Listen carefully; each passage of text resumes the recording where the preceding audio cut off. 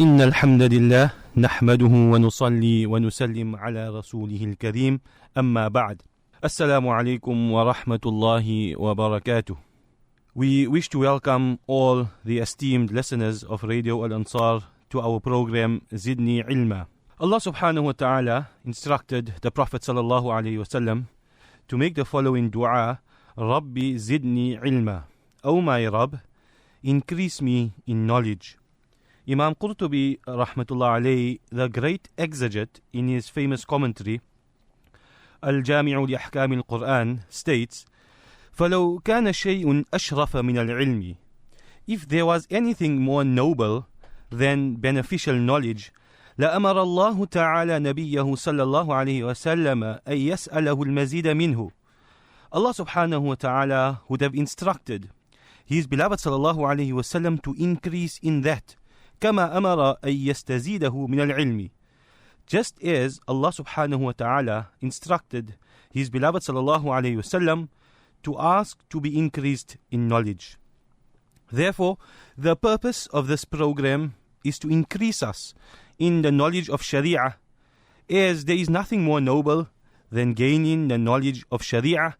So this should be our intention, inshaAllah. Respected listeners, as for the topic of discussion today, we chose a subject matter which is of extreme relevance and importance, especially in today's climate, wherein we find an alarming increase in marital disputes, a lack of knowledge on important aspects related to marriage and talaq. And also we find there's a host and a variety of different viewpoints found on social media and on the internet with regards to the legal aspects of Nikaah and Talaaq. Therefore, the discussion today is with regards to basic legal aspects of Nikaah and Talaaq. As an introduction, before we explore the Islamic legal aspects regarding our topic, I would like to quickly share 10 important advices of my esteemed teacher and mentor, Mufti Ibrahim Desai rahmatullah alayh. May Allah subhanahu wa ta'ala fill his qabr with nur and raise his status. These advices will assist us to maintain a happy marriage, and inshallah it will mitigate potential disputes and conflicts in marriages. The first advice is fear Allah Ta'ala. It was the practice of the Prophet of Allah sallallahu alaihi wasallam to conscientize the spouses about the fear of Allah subhanahu wa ta'ala before performing a nikah by reciting verses of the Quran that have a common message of taqwa in them. When the partners are committed to Allah subhanahu wa ta'ala first, then there can be no doubt in the success of a marriage, as they will be governed by the laws, guided by Allah subhanahu wa ta'ala. For instance, in the khutbah sermon of the nikah, these two verses are generally recited. The first is found in the chapter of Human, Surah An-Nisa, verse 1. Allah subhanahu wa ta'ala mentions, Ya ayyuhan nasu attaqu rabbakum alladhi khalaqakum min nafsi wahida wa khalaqa minha zawjaha wa batha minhuma rijalan kathira wa nisaa wattaqu allaha alladhi tasaaluna bihi wal arham inna allaha kana alaykum raqiba. O mankind, fear your Lord, who created you from a single soul, and from it created its match, and spread many men and women from the two. In this verse, twice over, Allah subhanahu wa ta'ala mentions with regards to taqwa, and that is fearing Allah subhanahu wa ta'ala. In the second verse, which is found in Surah Al-Ahzab, the chapter of the clans, verse 70, Ya ayyuhalladhina amanu taqullaha wa qulu qawlan sadida. O you who believe, fear Allah and speak in speech which is correct and straight. The second advice of our Ustad, Mufti Ibrahim Desai rahmatullah alayh, never be angry at the same time. Generally, anger is the root cause for most marital disputes. There's an incident mentioned. Once a Sahabi came to the Prophet of Allah sallallahu alaihi wasallam and sought some advice. Rasulullah sallallahu alaihi wasallam replied, La taghdab, do not become angry. The same advice was rendered 3 times. Whilst it is natural for us to get angry at times, the test is to control our anger. Like Allah subhanahu wa ta'ala has mentioned that from the qualities of the people of Jannah is وَالْكَاظِمِينَ الْغَيْظِ. They are those who restrain themselves at the time of anger. The third advice, allow the other party to win an argument regarding matters of the dunya. The Prophet of Allah sallallahu alaihi wasallam has beautifully said, أنا زعيم ببيت في ربض الجنة لمن ترك المراء وإن كان محقا. I guarantee a house in Jannah for one who gives up arguing, even if he is in the right. In the end of the day, listeners, the spouse is someone you're going to live with your entire life. Lowering yourself will only enhance the marriage, especially if one is on a morally high ground and not pursuing the argument to score points against the other. By keeping this in mind, there is a double reward. One, keeping the love in the marriage, and two, being granted a guarantee to Jannah, an easy pathway to Jannah. The fourth advice, never shout at each other unless the house is actually on fire. Luqman alayhi salatu wassalam, whilst offering advice to his son, said, وَغْضُضْ مِنْ صَوْتِكَ. This is found in Surah Luqman, the chapter of Luqman, verse 19, and lower your voice. For a husband, on a lighter note, 3 words are essential at different occasions for a successful marriage. Either you are right or I am wrong. The fifth advice, if you have to criticize, do it lovingly. The Prophet of Allah sallallahu alaihi wasallam has mentioned, Al-mu'minu mir'atul mu'min. A believer is a mirror for a believer. Therefore, like how you would like to be advised, advise your spouse in the same way. There is an Arabic saying, كَمَا تَدِينُ تُدَانُ. What you do will be done upon you. The sixth advice, never bring up mistakes in the past. The Prophet of Allah sallallahu alaihi wasallam has mentioned, "Man satara Musliman, satarahu Allahu yawm al-qiyamah." Whoever conceals the faults of others, Allah subhanahu wa ta'ala shall conceal his faults on the day of Qiyamah. The seventh advice, neglect the whole world rather than your marriage partner. The eighth advice, never sleep with an argument unsettled. If any issue has caused one party to be upset and it leads to an argument, try resolving the issue before going to bed. Number 9, at least once every day, express your gratitude to your partner. The Prophet of Allah sallallahu alaihi wasallam has mentioned, "Man lam yashkurin nas, lam yashkurillah." Whoever does not show gratitude to the people has not shown gratitude to Allah subhanahu wa ta'ala. And the 10th advice, when you have done something wrong, be ready to admit it and ask for forgiveness. The Prophet of Allah sallallahu alaihi wasallam has said, كل بني آدم خطاء وخير الخطائين التوابون. All the sons of Adam commit error, and the best of those who err are those who seek forgiveness. Like a wise husband once said, to keep your marriage brimming with love, whenever you wrong, admit it. Whenever you right, be quiet. Respected listeners, the above advices are amazing and profound. And if we have to really contemplate, take in, develop, and implement these advices practically in our marriages, it shall mitigate and alleviate many, many issues we find prevalent today. Allah subhanahu wa ta'ala has ordained the institution of nikah. It is indeed a sacred institution.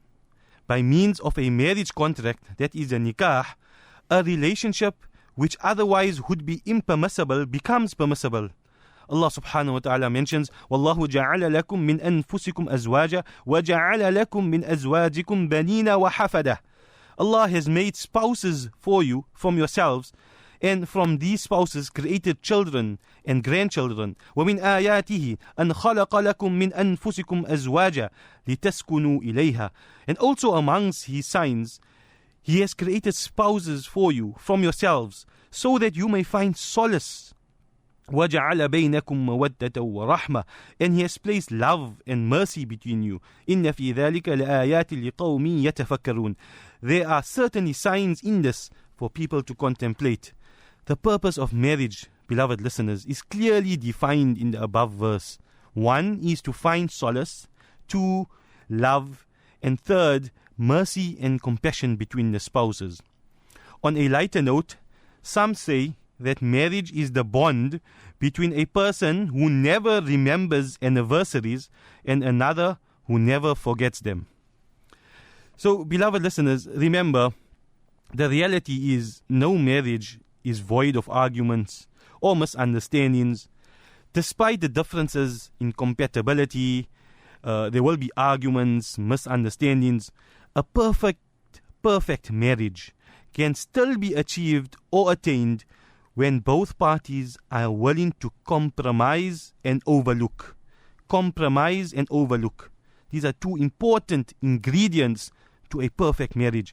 While Sharia has recognized the sacredness of nikah, if a marriage is going through any sort of difficulty, immediately seek assistance, and all efforts should be made in ensuring the marriage is saved.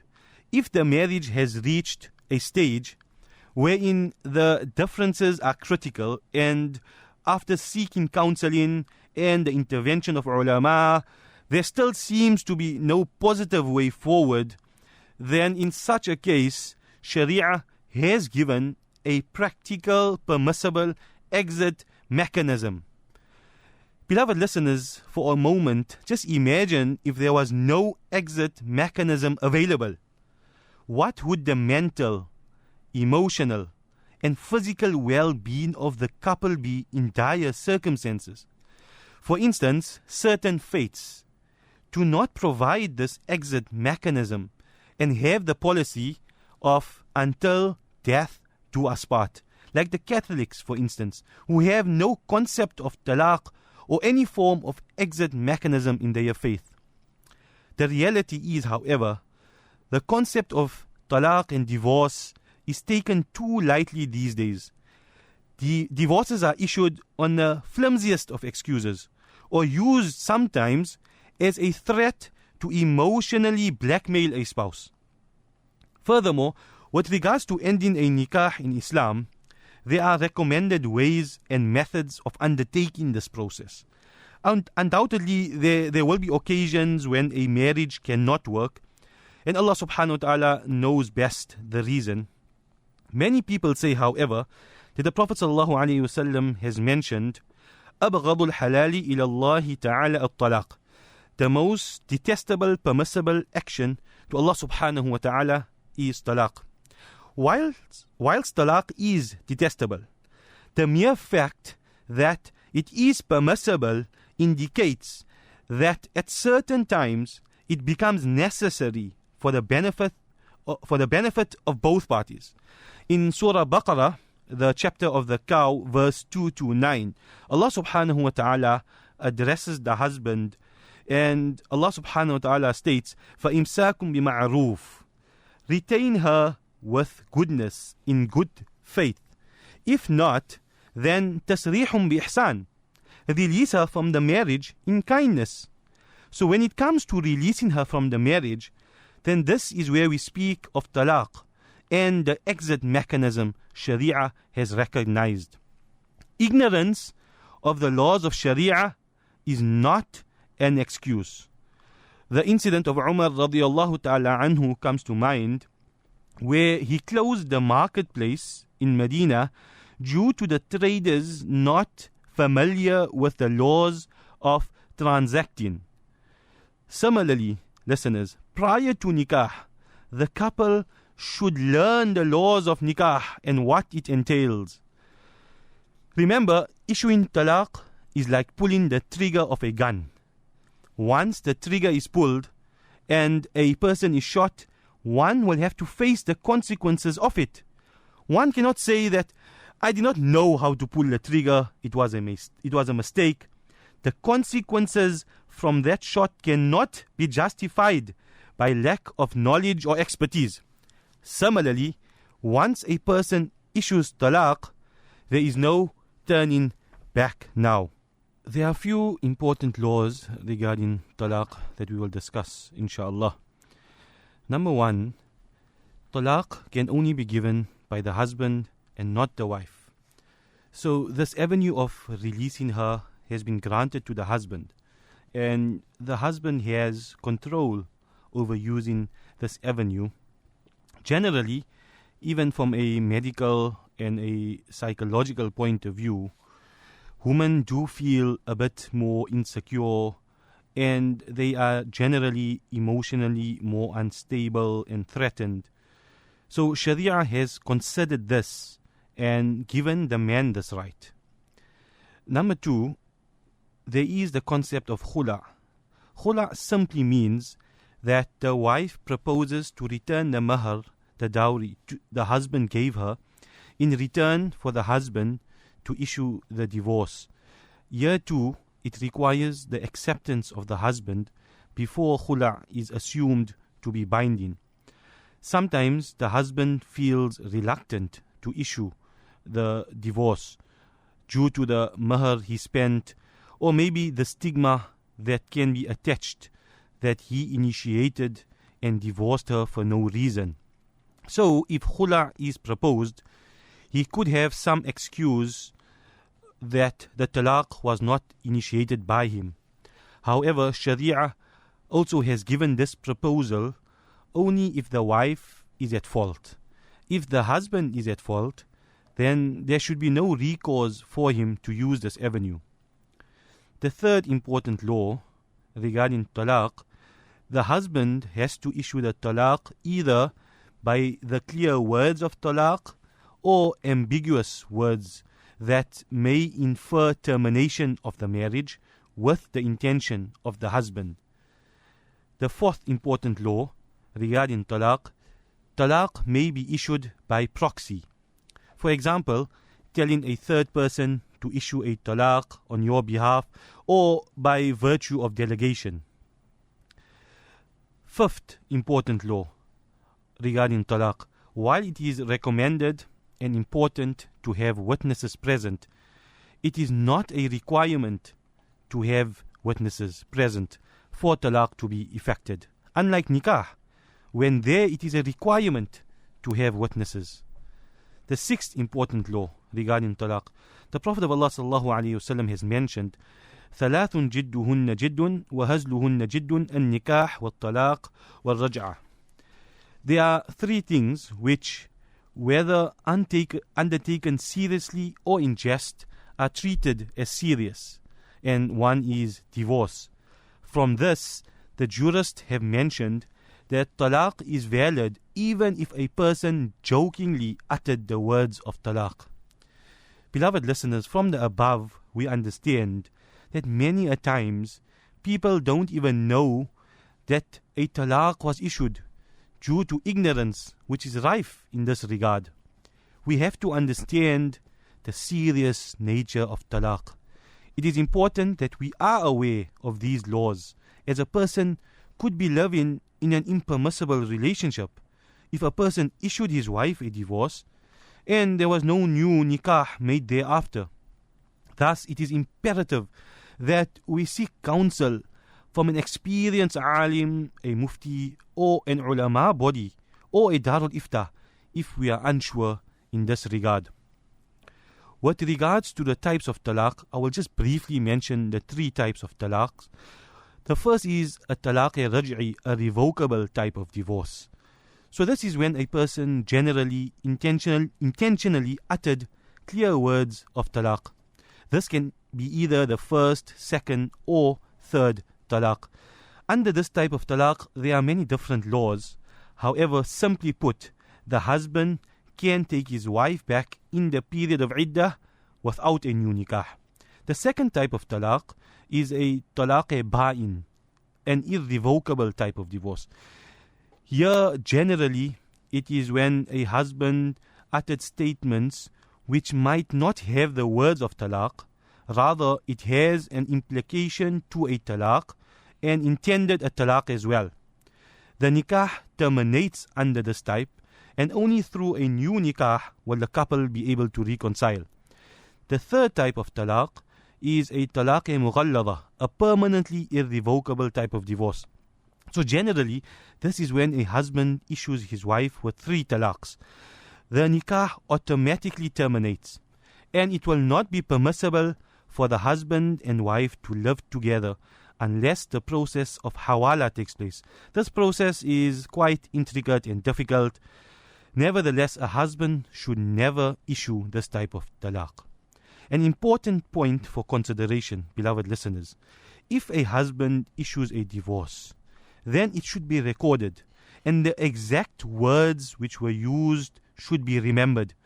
Both parties should note it down and direct the exact words used to an alim or an ulama body or a darul iftar for a review, whether the talaq was valid or not. For example, a simple example I will put forward: a husband states, "I divorce you." This will constitute a talaq. But if he says, "I will divorce you," then a talaq will not take place. So in the first example, he said, "I divorce you." Here, talaq will take place. But if he states, "I will divorce you," talaq will not take place. With regards to misconceptions regarding the issuance of talaq, I have noted down few. We will quickly run through them, inshallah. First, one major misconception is people believe that only if 3 talaqs are issued, then only will talaq fall. So this is a clear misunderstanding. 1 talaq is sufficient for talaq to take place. Actually, issuing 3 talaqs is reprehensible and should be avoided at all cost, as mentioned earlier. In actual fact, a husband will be sinful for this. The second misconception is some people believe that talaq given in anger is not valid. Generally, talaq given in anger will take place and be effected. Yes, if anger has reached such a level where the husband reaches the level of insanity, then there will be instances when in that state, talaq will not take place. This has to be proven. The third misconception is some people believe that talaq issued when under the influence of self-medicated drugs or under the influence of alcohol will not be effected. Actually, talaq in such a case will take place. And the fourth misconception is to contemplate talaq in the mind without verbalizing or writing down the talaq will not effect a talaq. So we find nowadays many people have waswasa problems. These are the whispers from shaitan, from the devil. And by virtue of this, they feel that they are perpetually issuing their wife a talaq. Remember, as we mentioned earlier, talaq has to be issued to the wife. Thinking of issuing a divorce or talaq, or thinking that you saying the words of talaq, does not constitute a talaq. For those, especially those husbands who are suffering from this waswasa issue, they should seek cure from this immediately. So, beloved listeners, this is why the word divorce should be removed from our vocabulary, so that it is not inadvertently issued without a great deal of thought. Actually, we should also remove it from our thoughts, as many a times what we often think becomes part of our speech. We should be extremely wary and certain we know and understand the laws. Small or large conflicts arise in many marriages.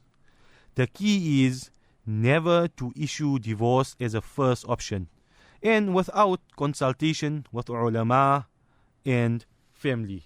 In today's discussion, we tackle the issues of talaq, important laws of talaq, and few misconceptions. And we also discussed practical ways and methods of nikah and a successful nikah and partnership. In conclusion, beloved listeners, if a couple are having problems in the marriage, then the husband should not hastily issue a talaq. Or, for that matter, the wife should not immediately request the husband to issue a talaq. Rather, they should make contact with an experienced alim or a bona fide ulama body. Alhamdulillah, we are fortunate. We have so many ulama bodies in our area, like Darul Ihsan, for instance. So inshallah, with an experienced alim or an ulama body, there will be a structured process in which they address the issues and their expert guidance can be shared. Alhamdulillah, many ulama bodies and organizations, the process they generally follow is, first, by virtue of the social department with qualified counselors and ulama, the couple will raise the issues and discords prevalent in the marriage. Alhamdulillah, a good number of cases are resolved in this process with the grace of Allah subhanahu wa ta'ala. Yes, if there is no hope of a resolution after much effort and exertion, and after all avenues are exhausted, and after much deliberation, if the department now feels that there is a need for a separation, then the couple will be advised accordingly. Maybe at times a temporary separation for the parties to gather their thoughts and consider the future. At times, the marriage is not fit for resolution, and according to the experience of those in the department, they feel that the only option would be for the husband to issue a talaq, keeping in mind the advices of the Quran as mentioned earlier. The couple will then be advised accordingly.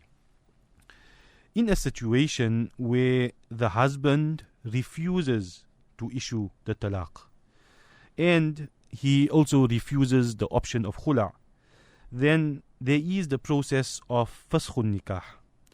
And what is faskhun nikah? This is, in a nutshell, a process wherein if the wife has sufficient grounds, as per the understanding of the ulama, then the matter will be escalated to a higher authority who will then issue a decree if valid grounds are ascertained. This is a whole separate, detailed matter and subject which obviously cannot be discussed now due to time, but maybe at a later stage, inshallah, if Allah gives us the opportunity, we can discuss this process of faskhun nikah and the different aspects related to it. Nevertheless, talaq is a serious matter and it should not be taken lightly. There are lots of negative consequences. For instance, the innocent children that are deprived of a parental home. There are also further consequences to society as a whole. Therefore, we should seek all avenues of reconciliation before even thinking of resorting to talaq.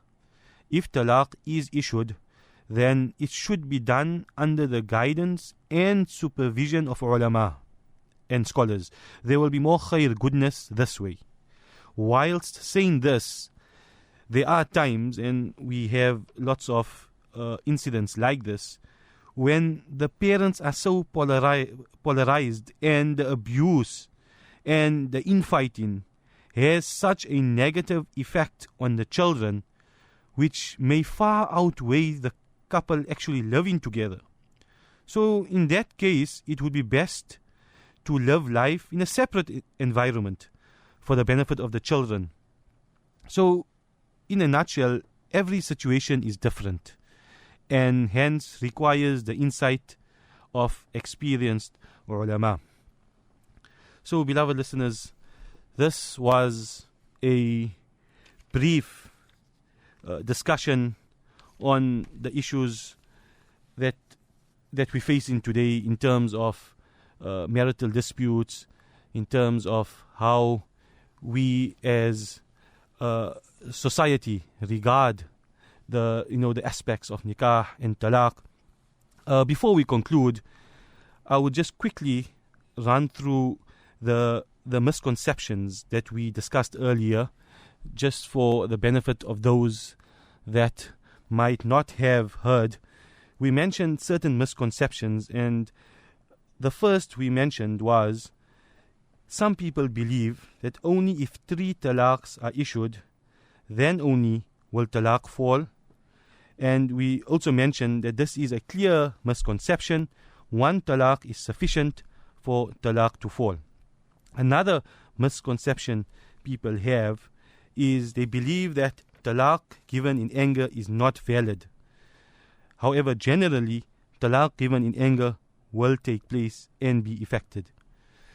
The third misconception we discussed is that some people believe that talaq issued when under the influence of self-medicated drugs or under the influence of alcohol will not be effected. However, talaq in such a case will take place. And the fourth misconception that we mentioned was to contemplate talaq in the mind without verbalizing or writing down the talaq will not effect a talaq. So these were a few of the misconceptions that we discussed earlier. We ask Allah subhanahu wa ta'ala to grant love and understanding in all marriages. We ask Allah subhanahu wa ta'ala to instill in us the qualities of Nabi sallallahu alayhi wa sallam and his beloved companions. وَنَسْأَلُ اللَّهَ أَن يَجْعَلَنَا مِمَّن يَسْتَمِعُونَ الْقَوْلَ فَيَتَّبِعُونَ أَحْسَنَهُ وَعَلَيْكُمْ السَّلَامُ وَرَحْمَةُ اللَّهِ وَبَرَكَاتُهُ.